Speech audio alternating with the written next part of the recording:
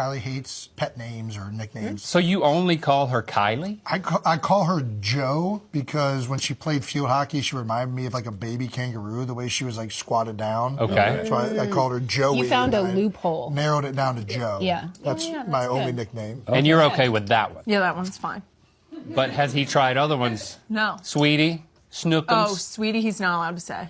Oh, wow. Because of what? There's certain nicknames, sweetie, babe, baby, hun, honey. You can only be called those things by like a waitress in a diner in South. Oh, okay. And otherwise, it takes on, in Philadelphia, it takes on this sort of like, okay, hun. Yeah. Like, it's like, Oh, it's like almost like a bless your heart. okay. Yeah, so yeah. It's like it's a sharp. regional thing. A little, like it just get it. feels aggressive. Kylie Kelce, wife of Jason Kelce, sister-in-law of Travis Kelce, mother of 3, with a 4th on the way, and Dunkin' Donuts enthusiast, can add another descriptor to that incomplete list. Number 1 podcast host. The debut of Kylie's new podcast, Not Gonna Lie, has unseated Joe Rogan's The Joe Rogan Experience from its long-held perch atop the most listened charts on both Apple and Spotify.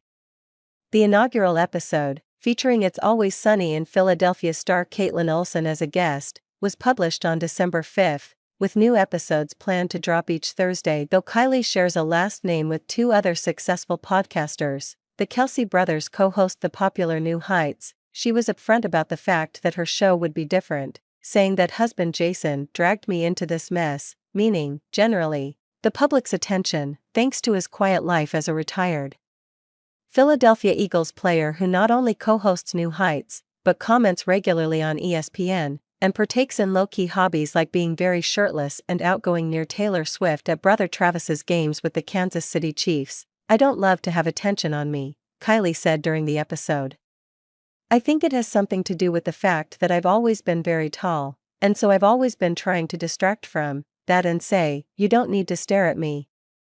I tried to stay quiet and sort of do the Homer Simpson roll back into the hedge, and no one was allowing it, she said. Now, however, she's learned to embrace it and take the opportunity to control her own narrative and highlight topics that are important to her, like women's sports and parenting, her passion for her coffee order, and charities she supports, and, importantly, she's aiming to do it all in under 45 minutes per episode.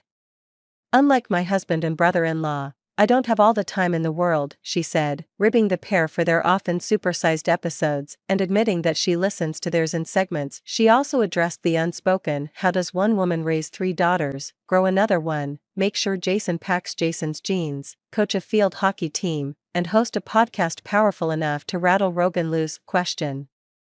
With help, of course, asked whether Jason is watching the couple's children while she records. Kylie and the kids have made several unplanned cameos on New Heights via yelping in the background. She said, how do I say this nicely? No. When I have to do something, I will schedule childcare, she said.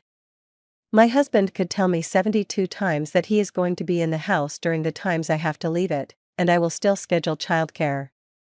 It is not a knock on my husband. My husband is busier than he has ever been. I see him less now in retirement than I did when he was playing football. We had a set schedule then. Now it is an absolute free-for-all. He is working so hard and really grinding right now, and so I just make sure that I'm covered. And if that means that he's at the house and someone else is there just to cover or make up the difference, then that's what we have going on. He's not watching them right now, I think he's in meetings.